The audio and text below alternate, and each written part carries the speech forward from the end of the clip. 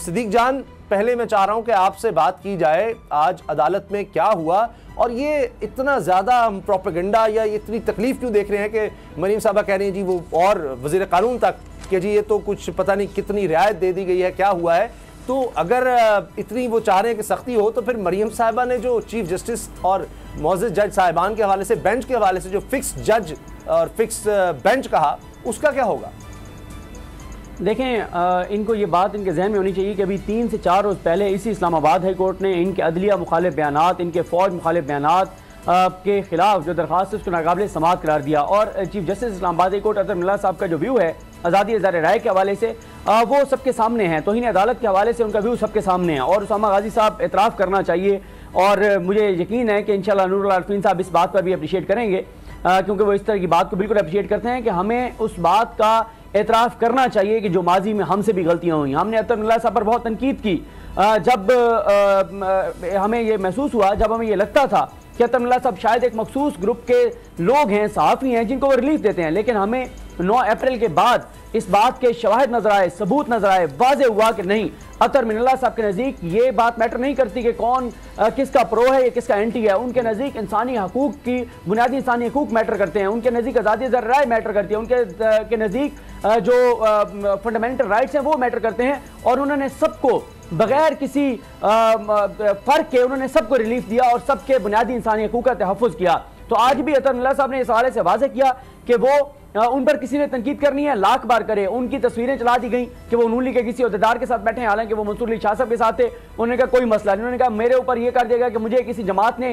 एक फैसले के एवज फ्लैट लेकर दिया, कोई मसला नहीं है। मुझे जो कहना है कहें, मुझ पर जो तनकीद करनी है जायज़ तो क्या नाजायज़ भी तनकीद करनी है करें, लेकिन जो अदालत जो आप अगर जो इंसाफ की फराहमी का मामला है उस पर सवाल उठाएंगे और किसी का अदालतों पर एतमाद कम करेंगे तो ये वो मामला है जहां पर हम कोई कंप्रोमाइज़ नहीं करेंगे। इमरान खान साहब के हवाले से 6 मरतबा उन्होंने कहा कि इमरान खान साहब एक बड़े काट के लीडर हैं, बड़े उनके जो स्ट्रेचर है उसके मुताबिक उनके जो अल्फाज थे वो मुनासिब नहीं थे, हम उनसे एक्सपेक्ट नहीं करते थे। जो लीडर होता है, सियासी लीडर, उसका एक एक लफ्ज़ जो है वो बड़ा नपतुला होना चाहिए, उसको एहसास इदराक होना चाहिए कि उसके अल्फाज का इम्पैक्ट क्या होगा। और एक ऐसा लीडर जिसकी बहुत ज़्यादा फॉलोइंग है उसको तो बहुत ही ज़्यादा मोहतात होना चाहिए कि उसके ऐसे अल्फाज जो किसी की ज़िंदगी को खतरे में डाल सकते हैं, किसी के लिए थ्रेट हो सकते हैं, वो अल्फाज इस्तेमाल ना करें।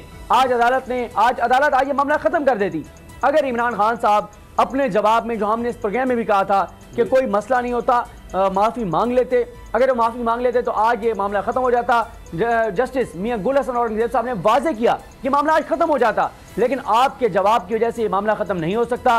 कानून ने अपना रास्ता लेना है, हमने आगे बढ़ना है। आपको एक और अपॉर्चुनिटी दे रहे हैं, एक और मौका दे रहे हैं कि आप इस मामले की शिद्दत को समझिए, इसकी संगीनी को समझिए, हम क्या कह रहे हैं हम समझें। और मुझे आज याद आ गए जस्टिस अजमत से शेख साहब, वो अक्सर दौराने समाअत कहा करते थे रीड बाई लिप्स, जो मैं नहीं कहना चाहता वो भी आप समझ जाएं। आज बेसिकली इस्लामाबाद हाई कोर्ट ने यही पैगाम दिया है तहरीक इंसाफ को कि आप वाज़े तौर पर माफ़ी मांगें। और एक और बात कही chief justice Islamabad high court ने कि हम ये एक्सपेक्ट करते थे कि आप पहले वहाँ डिस्ट्रिक्ट जुडिशरी में जाएंगे, वहाँ आप ये कहेंगे कि हमें उन पर एतमाद है, वहाँ से होकर आएंगे। हम आपसे एक्सपेक्ट नहीं करते थे कि आप ये करेंगे जिस तरह का जवाब आपने दिया है। 7 रोज़ की मोहलत है, 7 रोज़ में जवाब देना है। और साथ ही आज अतर मिल्ला साहब ने अटॉर्नी जनरल पाकिस्तान के जरिए वफाकी हुकूमत को भी पैगाम भेजा है कि आप जो सियासी मुखालफिन पर दहशतगर्दी के मुकदमात बना रहे हैं, जो आप बगावत के मुकदमात बना रहे हैं, ये मत बनाइए, इस पर रिव्यू कीजिए। उन्होंने वाज़े किया है कि आज़ादी इज़हार राय पे कोई कंप्रोमाइज़ नहीं होगा, बुनियादी इंसानी हकूक़ पे कोई कंप्रोमाइज़ नहीं होगा, टॉर्चर की कोई गुंजाइश तौर पर डिस्ट्रिक्ट जुडिशरी जो है उसकी आज़ादी के ऊपर भी कोई कंप्रोमाइज़ नहीं होगा। उन्होंने आज ये भी कहा इमरान खान साहब की मौजूदगी में। आज एक और बहुत इंटरेस्टिंग चीज़ हुई, अतर मिल्ला साहब ने कहा कि इमरान खान साहब ने बहुत सी अपनी तकारीर में कहा कि रात 12 बजे अदालतें क्यों खुली थी। तो आज हम बता देते हैं क्योंकि अदालत तो नहीं बोलती। आज चलें, इमरान खान मौजूद हैं, ये तो नहीं कहा उन्होंने कि मौजूद हैं, लेकिन उन्होंने कहा चलें आज हमें अपॉर्चुनिटी मिल गई है बताने की, बता देते हैं कि हमने 12 बजे रात अदालत क्यों खोली थी। हम नहीं चाहते थे कि इस मुल्क के अंदर एक और 12 अक्टूबर हो, इसलिए रात को अदालत खोली थी। और आज अतर मिल्ला साहब ने कहा इमरान खान साहब की मौजूदगी में, इमरान खान साहब जो इस्लामाबाद हाई कोर्ट का कोर्ट रूम नंबर 1 है, जो चीफ जस्टिस की अदालत है, उसमें सामने जो पहली रो है, पहली लाइन है, वो वकला के लिए है। उससे पीछे साइलिन के लिए जो कुर्सियां लगी हुई हैं, उसकी पहली लाइन में इमरान खान साहब बैठे थे। तो चीफ जस्टिस अतर मिल्ला साहब ने ये बात कही कि मेरी डिस्ट्रिक्ट जुडिशरी के जजेस मिस्टर एक्स या मिस्टर वाई नहीं है, वो काबिल एहतराम है, उनकी इज्जत है, उनका वकार है और वो सुप्रीम कोर्ट और हाई कोर्ट के जजेस से ज्यादा जो है वो इज्जत के मुस्तहिक हैं, क्योंकि वो आम लोगों की अदालतें हैं, एलीट की अदालतें नहीं है। आम शहरी वहां तक जाते हैं और आम शहरी इस्लामाबाद हाई कोर्ट और सुप्रीम कोर्ट तक नहीं जा सकते, उन अदालतों में जाते हैं और पहले ही हमारे जजेस बड़ी बुरी कंडीशंस में अपना काम कर रहे हैं। तो इस चीज पर कोई कंप्रोमाइज नहीं होगा। अब 7 दिन का टाइम है, 7 दिन में दोबारा जवाब जमा कराना, और वाज़ेह किया गया है कि बड़ा सोच समझ के एक लफ्ज लिखिएगा, बड़ा सोच के बोलिएगा, क्योंकि ये आखिरी मौका है। अब वो जिस तरह सदीक जान आप कहते हैं कि वो देखते हैं मशवरा इमरान खान साहब को क्या दिया जाता है, तो उम्मीद यह है कि अब जिस तरह नज़र आ रहा है कि मुआफ़ी के अलावा कोई मामला बनता नज़र नहीं आता।